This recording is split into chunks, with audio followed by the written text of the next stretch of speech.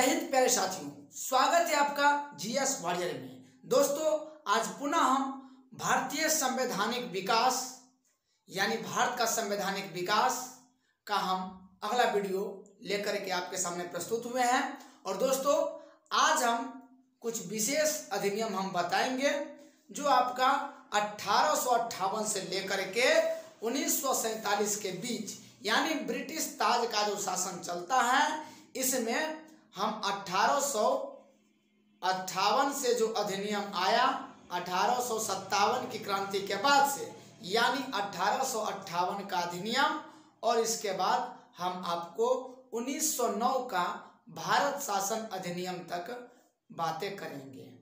इसके बाद पुनः आगे का जो वीडियो आएगा उसमें हम 1919 का भारत शासन अधिनियम, 1935 का भारत शासन अधिनियम और पुनः उसके बाद हम चर्चा करेंगे 1947 का भारतीय स्वतंत्रता अधिनियम। दोस्तों, आज हम यहाँ क्या चर्चा करने वाले हैं, तो इसमें मुख्य रूप से हम चर्चा करेंगे 1858 का भारत शासन अधिनियम, इसके बाद 1861 का भारत परिषद अधिनियम और 1861 का भारत परिषद अधिनियम के बाद हम चर्चा करेंगे 1873 का अधिनियम और एक आएगा शाही उपाधि अधिनियम जो 1876 में आता है। इसके बाद पुनः चर्चा करेंगे हम भारत परिषद अधिनियम जो आपका होगा 1892 का और पुनः भारत परिषद अधिनियम चर्चा करेंगे 1909 का, जिसे मार्ले मिंटो सुधार कहा करते हैं। तो दोस्तों, हमने अभी तक पिछले वीडियो में जो जानकारी प्राप्त किया, regulating act, act of settlement, Pitt's India act और आपके और भी एक्ट थे। पिट्स इंडिया एक्ट के बाद हमने चार्टर अधिनियम देखा था। चार्टर अधिनियम में 1793 का चार्टर अधिनियम, पुनः 1813 का चार्टर अधिनियम, 1833 का चार्टर अधिनियम और 1853 का चार्टर अधिनियम। दोस्तों, अभी तक जो हमने जो भी वीडियो देखा वह था कंपनी का शासन, लेकिन जैसे ही सन 1857 में दोस्तों क्रांति होती है हमारे भारत में, एक विद्रोह होता है जिसे आप सैन्य विद्रोह, सैनिक विद्रोह या फिर प्रथम स्वाधीनता संग्राम कह सकते हैं। इससे पूरे ब्रिटिश प्रशासन की नींव हिल गई थी। समझिए, उसकी जो बुनियाद, उसकी जो जड़ है वह हिल गई थी। तो समझिए कि एक तरह से कंपनी का जो शासन था, पूरे उसका शासन डगमग हो गया था, जिसके कारण ब्रिटिश संसद ने सोचा और वो सोचने पर मजबूर हो गया कि आखिर ये भारत में प्रशासन कैसे चलाया जाए। तो दोस्तों, वहां से बाद जब ये सोचने लगा, इसके बाद से क्या हुआ कि 1857 के बाद से यानी 1858 से यहाँ ब्रिटिश ताज का शासन शुरू हो जाता है, यानी ब्रिटिश क्राउन का शासन शुरू हो जाता है। और कैसे ब्रिटिश क्राउन का शासन शुरू होता है, आइए उसी के बारे में हम जानकारी प्राप्त करते हैं। दोस्तों, सबसे पहले हम जानेंगे 1858 का भारत शासन अधिनियम। दोस्तों, सबसे पहले तो इसमें यह होगा कि 1858 का भारत शासन अधिनियम के तहत भारत का जो गवर्नर जनरल था, अब इस गवर्नर जनरल का पद नाम बदल दिया गया और इसका नाम रख दिया गया भारत का वायसराय। तो दोस्तों, इस प्रकार से एक प्रश्न बनेगा कि भारत का प्रथम वायसराय कौन था या फिर भारत का प्रथम वायसराय कौन बना। तो दोस्तों, भारत का प्रथम वायसराय हुआ था कौन, तो Lord William Bentinck. Lord William Bentinck जो है भारत का प्रथम वायसराय हुआ था कौन, लॉर्ड कैनिंग हुआ था।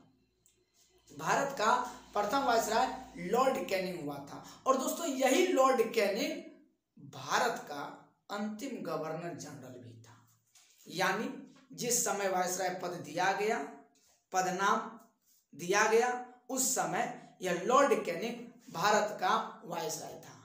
तो भारत ये भारत का गवर्नर जनरल था और यही भारत का गवर्नर जनरल अब पदनाम हो गया भारत का वायसराय। तो दोस्तों अभी तक हमने क्या देखा, पहले होता था सभी यानी बंगाल प्रेसिडेंसी, मद्रास प्रेसिडेंसी और बॉम्बे प्रेसिडेंसी, यह तीनों का अलग अलग गवर्नर हुआ करता था, जिनमें हमने बताया था कि बंगाल का पहला गवर्नर रॉबर्ट क्लाइव था।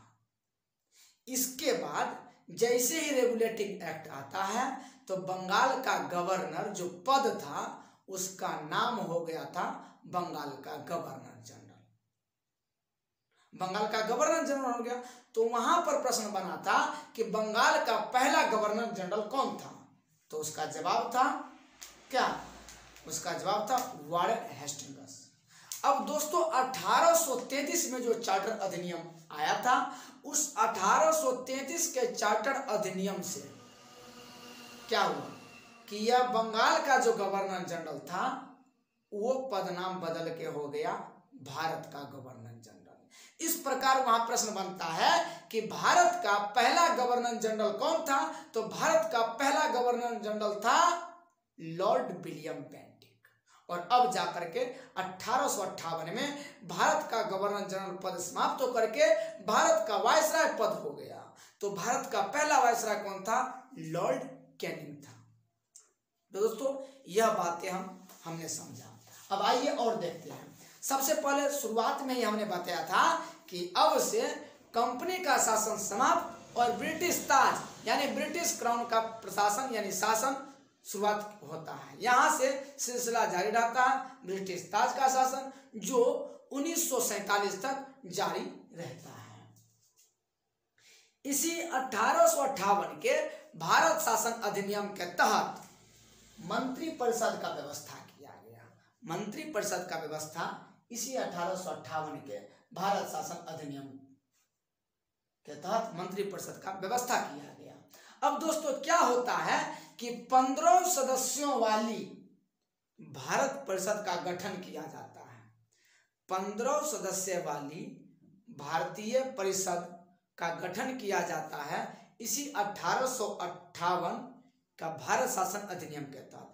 अब दोस्तों यह जो 15 सदस्य वाला जो परिषद होगा इसमें 8 सदस्य नियुक्त किया जाएगा ब्रिटिश सरकार द्वारा और 7 सदस्य नियुक्त किया जाएगा कंपनी का जो निदेशक मंडल है उसके माध्यम से। तो आपने यह जान लिया।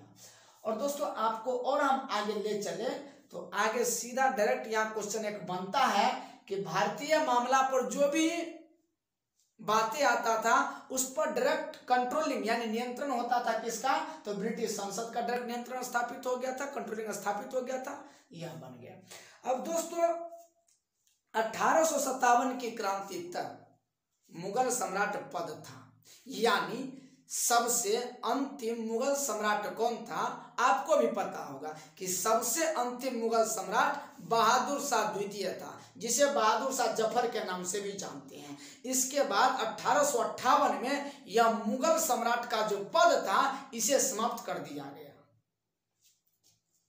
अब देखिए दोस्तों हमने पिछले वीडियो में बताया था कि 1784 में आया था पिट्स इंडिया एक्ट, जिसके तहत पूरे केंद्रीय प्रशासन में दोहरी प्रशासन का व्यवस्था किया गया था। दोहरे प्रशासन किस माध्यम से, तो दोस्तों एक बोर्ड ऑफ डायरेक्टर के माध्यम से और एक बोर्ड ऑफ कंट्रोलर के माध्यम से। बोर्ड ऑफ डायरेक्टर का क्या काम था, बोर्ड ऑफ डायरेक्टर का काम था व्यापारिक मामलों का निगरानी करना, उस पर नियंत्रण करना, और बोर्ड ऑफ कंट्रोलर का काम था राजनीतिक मामलों पर नियंत्रण करना। तो यह था। लेकिन क्या होता है दोस्तों कि 1858 का भारत शासन अधिनियम आता है, उसमें यह बोर्ड ऑफ डायरेक्टर और बोर्ड ऑफ कंट्रोलर जो था इसे समाप्त कर दिया गया, यानी बोर्ड ऑफ डायरेक्टर और बोर्ड ऑफ कंट्रोलर को समाप्त कर दिया गया भारत शासन अधिनियम 1858 के तहत। और दोस्तों इसके बाद बता दें कि भारत में शासन को संचालन करने के लिए, भारत में शासन को संचालन करने के लिए, प्रशासन को संचालित करने के लिए ब्रिटेन में यानी कि इंग्लैंड में एक पद का सृजन किया गया, एक पद का गठन किया गया। दोस्तों वह पद का नाम था भारत का राज्य सचिव। इसी पद से यानी भारत के राज्य सचिव के पद से ही संपूर्ण भारत में प्रशासन संचालित किया जाता था, निगरानी किया जाता था। और यह जो भारत का राज सचिव था दोस्तों, यह ब्रिटिश संसद के प्रति उत्तरदायी था, यानी उसके प्रति जवाबदेह था। यह देख लिया हमने, यानी क्या कि भारत में शासन संचालन के लिए ब्रिटिश मंडल में एक सदस्य के रूप में भारत राज्य सचिव का नियुक्ति किया गया। और भारत का राज्य सचिव जो था वह ब्रिटिश संसद के प्रति उत्तरदायी था। और क्या, भारत प्रशासन पर संपूर्ण कंट्रोलिंग यानी नियंत्रण भारत राज्य सचिव का था। और दोस्तों यह जो भारत राज्य सचिव था इसका वाक्य अंतिम होता था, इसका वक्तव्य अंतिम होता था, चाहे वह किसी पॉलिसी के मामले में हो, नीति के मामले में हो, या फिर अन्य ब्यौरे के संदर्भ में हो। अब दोस्तों बता दिया आपको, मैंने शुरुआत में बताया था कि भारत का गवर्नर जनरल पद अब हो गया भारत का वायसराय। और प्रथम भारत का वायसराय कौन था? Lord Canning. यही लॉर्ड कैनिंग भारत का अंतिम गवर्नर जनरल भी था, तब जाकर के भारत का वायसराय पद भी इसे प्राप्त हुआ। अब दोस्तों आगे हम चलते हैं, 1861 में भारत परिषद अधिनियम आता है। तो आइए जरा जानते हैं कि 1861 के भारत परिषद अधिनियम से क्या कुछ पॉइंट बनते हैं, उस पर हम लोग विचार करते हैं। सबसे पहले तो दोस्तों ये गवर्नर जनरल का जो कार्यकारिणी परिषद होता था, अब तो गवर्नर जनरल वायसराय हो गया है, ठीक है।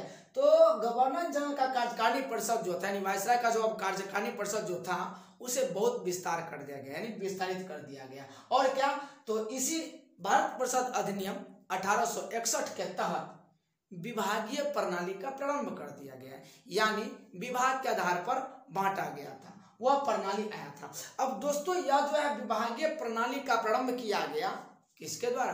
तो लॉर्ड कैनिंग के द्वारा किया गया। और दोस्तों पहली बार यानी 1861 के भारत परिषद अधिनियम के तहत पहली बार अध्यादेश जारी करने का शक्ति किसे दिया गया? वायसराय को दिया गया, यानी गवर्नर जनरल कहिए वही पद वायसराय हो गया है, उसे दिया गया अध्यादेश जारी करने का। और दोस्तों यह अध्यादेश जो था केवल और केवल 6 माह के लिए प्रभावी था। अब देखिए, विधान परिषद द्वारा कानून बनाने की प्रक्रिया में, यानी विधान परिषद जो गठन किया गया था, विधान परिषद द्वारा कानून बनाने की जो प्रक्रिया होती थी उसमें अब धीरे धीरे भारतीय लोगों का यानी भारतीय प्रतिनिधियों को शामिल करना शुरू किया गया, प्रारंभ किया गया। और दोस्तों वो जो प्रारंभ किया गया इसमें कार्य परिषद के संचालन के लिए नियम बनाने की शक्ति भी प्रदान की गई। तो अभी हमने देखा, सबसे पहले तो हमने यह देख लिया कि भारत परिषद में कानून बनाने के लिए भारतीयों को मतलब नियुक्ति करना प्रारंभ किया गया इसी 1861 का भारत परिषद अधिनियम के तहत। और वायसराय जो था, वायसराय को कार्य परिषद के संचालन के लिए नियम यानी कानून बनाने का शक्ति भी प्रदान किया गया। और दोस्तों आपको हम यह बता दें कि यह जो परिषद में जो भारतीयों को लेना प्रारंभ किया गया उसमें आइए जरा देखते हैं। और वह जो परिषद में नियुक्ति किया जाता था किसके द्वारा? वायसराय के द्वारा किया जाता था, यानी विस्तारित परिषद में गैर सरकारी सदस्यों के रूप में कुछ भारतीयों को नामांकित वायसराय के द्वारा किया जाता था। अब दोस्तों यहाँ पर देखिए, विधान परिषद में जो मनोनीत किए जाते थे भारतीयों को, वह 3 भारतीयों को मनोनीत किए गए थे। और वह 3 भारतीयों को मनोनीत किसके द्वारा किए गए थे? तो वायसराय उस समय 1862 में कौन थे? Lord Canning. यानी पहली बार ये विधान परिषद में 3 भारतीयों को मनोनीत किए गए 1862 में लॉर्ड कैनिंग के द्वारा। वह कौन थे 3 भारतीय? तो एक थे आपको बनारस के राजा, एक थे पटियाला के महाराजा और एक थे सर दिनकर राव। इन्हें नियुक्त किया गया, मनोनीत किया गया। यह तीनों भारतीय थे। अब दोस्तों इसमें एक बात और देखिए कि यह जो विधान परिषद है दोस्तों, बंगाल में, उत्तर पश्चिम सीमा प्रांत में और पंजाब में जो विधान परिषद का गठन किया गया, यह कब कब किया गया? तो समझिए कि बंगाल में विधान परिषद का गठन 1862 में किया गया और वहीं उत्तर पश्चिम सीमा प्रांत में यह विधान परिषद का गठन किया जाता है 1866 ईस्वी में। और पंजाब में विधान परिषद का गठन किया जाता है 1897 में। तो यह था आपको 1861 का, ये 1861 का भारत परिषद अधिनियम। अब दोस्तों ये 1861 का भारत परिषद अधिनियम जब समझ लिए तो इसके बाद यह उतना इम्पोर्टेंट नहीं है, फिर भी समझना जरूरी है। 1873 का अधिनियम क्या था दोस्तों? 1873 के अधिनियम में यह जिक्र किया गया, यह उपबंधित किया गया कि ईस्ट इंडिया कंपनी को कभी भी किसी भी समय भंग किया जा सकता है। 1873 के अधिनियम में यह उपबंध किया गया कि ईस्ट इंडिया कंपनी को किसी भी समय कभी भी भंग किया जा सकता है। लेकिन दोस्तों आपको यह बात बता दे कि ईस्ट इंडिया कंपनी को औपचारिक रूप से भंग कब किया जाता है? तो ईस्ट इंडिया कंपनी को औपचारिक रूप से भंग किया जाता है 1 जनवरी 1884 को। अब इसके बाद देख लीजिए शाही उपाधि अधिनियम जो 1876 में आता है। दोस्तों यह शाही उपाधि अधिनियम क्या कहता है?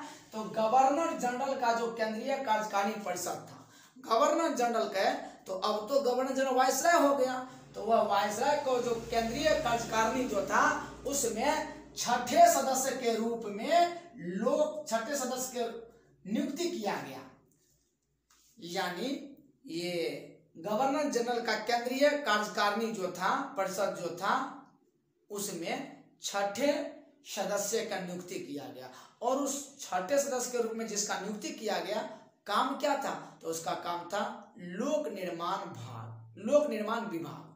तो दोस्तों छठे सदस्य की नियुक्ति की गई और उसका क्या काम सौंपा गया? तो लोक निर्माण विभाग का कार्य सौंप दिया गया। अब दोस्तों 28 अप्रैल 1876 को क्या होता है समझिए। तो 28 अप्रैल 1876 को भारत की सम्राज्ञी रानी विक्टोरिया को मतलब घोषित किया जाता है कि भारत की सम्राज्ञी विक्टोरिया होगी। कब? तो 28 अप्रैल 1876 को एक घोषणा द्वारा घोषित किया जाता है कि भारत की सम्राज्ञी विक्टोरिया होगी। और दोस्तों आपको यह बात बता दे, अभी भी वर्तमान में साक्ष्य है, रानी विक्टोरिया का पैलेस है कोलकाता में। कोलकाता में रानी विक्टोरिया का पैलेस है, वहां आप जा करके रानी विक्टोरिया के बारे में और सभी हिस्ट्री जान सकते हैं और उनके साक्ष्य के बारे में आप वहां समझ सकते हैं। तो यह हो गया आपका शाही उपाधि अधिनियम। अब दोस्तों यहां देखेंगे 1892 का भारत परिषद अधिनियम। तो आइए देखते हैं 1892 का भारत परिषद अधिनियम। दोस्तों यह 1892 का जो भारत परिषद अधिनियम था, अब इसमें क्या होना शुरू हो गया कि अप्रत्यक्ष रूप से चुनाव प्रणाली क्या हो गया? प्रारंभ हो गया। इसी में दोस्तों सांप्रदायिकता, अब यहाँ पर तो अप्रत्यक्ष चुनाव प्रणाली प्रारंभ हुआ, इसके बाद आगे जाकर क्या होगा? सांप्रदायिकता के आधार पर चुनाव प्रणाली होगा। अब दोस्तों सांप्रदायिकता क्या है? तो सांप्रदायिकता मतलब समझिए कि धर्म के आधार पर, समझिए। अब धर्म के आधार पर जैसे कैसे? जैसे कोई मुस्लिम समुदाय का चुनाव, मुस्लिम समुदाय का चुनाव है तो उसमें मुस्लिम मतदाता ही चुनाव कर सकते, मुस्लिम मतदाता ही अपना मत दे सकते थे, ऐसा था सांप्रदायिक चुनाव। तो आइए समझते हैं 1892 का भारत परिषद अधिनियम के तहत अप्रत्यक्ष चुनाव प्रणाली प्रारंभ हुआ। और क्या? राजस्व और व्यय अथवा बजट पर बहस करना या फिर कार्यकारिणी से प्रश्न पूछने का पूरे शक्ति दिया गया, चाहे वो अनुपूरक प्रश्न हो या फिर किसी बजट के आधार पर कोई प्रश्न हो। समझ गए? राजस्व यानी कर, टैक्स, राजस्व और व्यय अथवा बजट पर बहस या फिर कार्यकारिणी से प्रश्न पूछने का शक्ति प्रदान किया गया 1892 का भारत परिषद अधिनियम के तहत। अब दोस्तों देखिए 1892 में तो अप्रत्यक्ष चुनाव प्रणाली प्रारंभ हुआ, लेकिन अब भारत परिषद अधिनियम जो आता है दोस्तों 1909 में, यह भारत परिषद अधिनियम 1909 में आता है तो इसमें चुनाव प्रणाली में और विकास किया गया।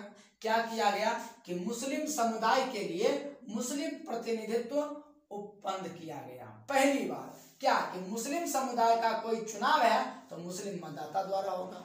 मुस्लिम समुदाय का चुनाव मुस्लिम मतदाता द्वारा ही किया जाएगा।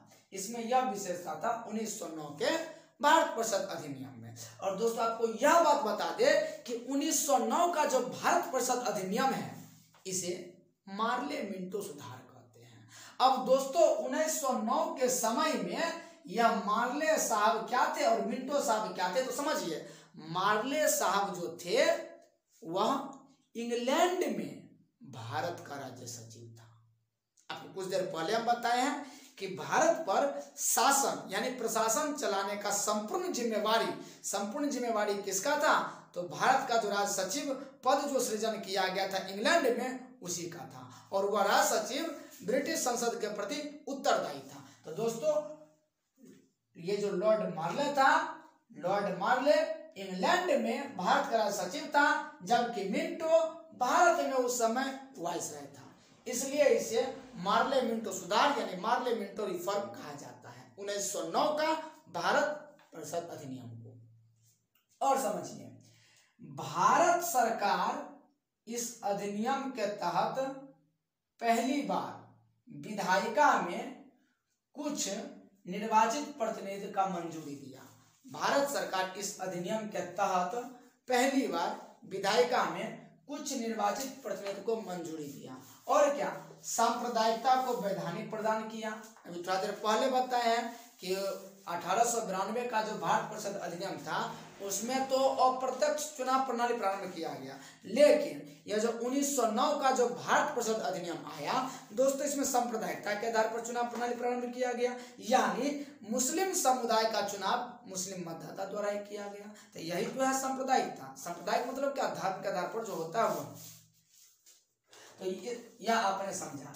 दोस्तों यदि एक प्रश्न बनता है कि सांप्रदायिक निर्वाचन का जनक किसे कहते हैं, सांप्रदायिक निर्वाचन का जनक किसे कहेंगे, तो लॉर्ड मिंटो को कहेंगे। लॉर्ड मिंटो उस समय क्या थे, भारत का वाइसराय थे। अब देखिए भारतीयों का भारत सचिव और गवर्नर जनरल की कार्यकारी परिषद में नियुक्ति किया जाना शुरू हुआ। भारतीयों को ये जो भारत सचिव है, भारत सचिव या फिर गवर्नर जनरल यानी वाइसराय, अब वाइसराय पद हो गया तो उसके कार्यकारिणी परिषद में भारतीयों को शामिल करना शुरू किया गया। और देखिए क्या होता है कि इसी भारत परिषद अधिनियम 1909 के तहत पहली बार बजट पर वाद विवाद करने का अधिकार, सार्वजनिक हित के विषय पर प्रस्ताव पेश करने का अधिकार, पूरक प्रश्न पूछने का अधिकार, मत देने का अधिकार किसे दिया गया, केंद्रीय और प्रांतीय विधान परिषद को, केंद्रीय और प्रांतीय विधान परिषद को दिया गया था। और देखिए प्रांतीय विधान परिषद की संख्या में वृद्धि किया गया, यानी 1909 के भारत परिषद अधिनियम के तहत प्रांतीय विधान परिषद जो था यानी क्षेत्रीय विधान परिषद, उसमें संख्या में वृद्धि किया गया, 16 से 60 कर दिया गया। अब दोस्तों यह प्रांतीय, केंद्रीय और प्रांतीय यदि समझना है तो अभी वर्तमान में जो भारत, संपूर्ण भारत, अखिल भारत है, इसे हम लोग केंद्रीय कहेंगे। और प्रांतीय के रूप में जो भी राज्य हैं, बिहार हो, उत्तर प्रदेश हो, इसमें जो प्रशासन होता है यह हो गया आपका प्रांतीय प्रशासन। तो अब तो समझ रहे होंगे कि केंद्रीय और प्रांतीय क्या है। जैसे केंद्र स्तर पर संसद का 2 सदन है, लोकसभा और राज्यसभा, और वही प्रांतीय स्तर पर जो आपका विधानमंडल होता है, तो किसी प्रांत में विधानमंडल के 2 सदन हैं और किसी प्रांत में विधानमंडल के 1 ही सदस्य हैं। जैसे बिहार में विधानमंडल के 2 सदन है, विधानसभा और विधान परिषद, और किसी प्रांत में विधानमंडल के 1 ही सदन होंगे, विधानसभा। तो आपने यह देख लिया। और देखिए कि वाइसराय के कार्यपालिका परिषद के प्रथम भारतीय सदस्य कौन थे, यानी वाइसराय का जो कार्यपालिका परिषद था उसका सबसे पहला भारतीय सदस्य कौन था, तो दोस्तों उसका सबसे पहला भारतीय सदस्य था सत्येंद्र प्रसाद सिन्हा, जो विधि सदस्य थे। क्या यहाँ प्रश्न बना कि वायसराय के कार्यकारिणी परिषद में प्रथम भारतीय सदस्य थे सत्येंद्र प्रसाद सिन्हा, जो कि विधि सदस्य थे। अब देखिए दोस्तों, presidency corporation, chambers of commerce, विश्वविद्यालय और जमींदारों के लिए अलग प्रतिनिधित्व का प्रावधान किया गया। यानी 1909 के भारत परिषद अधिनियम के तहत presidency corporation, chambers of commerce, विश्वविद्यालय और जमींदार के लिए अलग से प्रतिनिधित्व का प्रावधान किया गया। तो दोस्तों, इस प्रकार से हमने अभी तक 1858 से लेकर के 1909 के अधिनियम तक देखे हैं।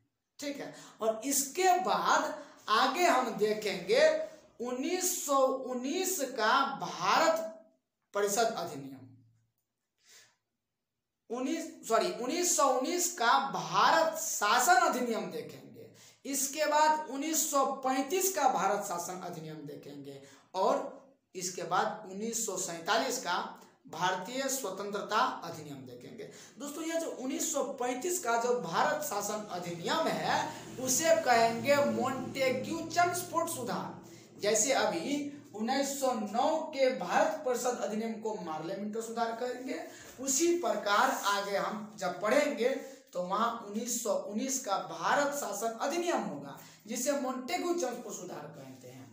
जैसे यहाँ मार्ले साहब इंग्लैंड में भारत के राज सचिव हुआ करते थे, ठीक उसी प्रकार 1919 के समय में मोंटेग्यू साहब इंग्लैंड में भारत के राज सचिव हुआ करते थे और वही चम्सफोर्ड साहब भारत के वायसराय हुआ करते थे।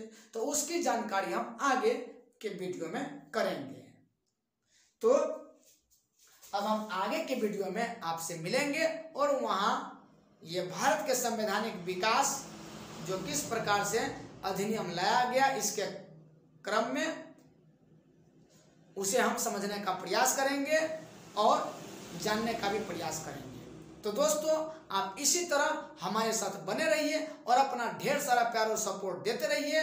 हम पुनः आपसे मिलते हैं नेक्स्ट वीडियो में। तब तक के लिए जय हिंद।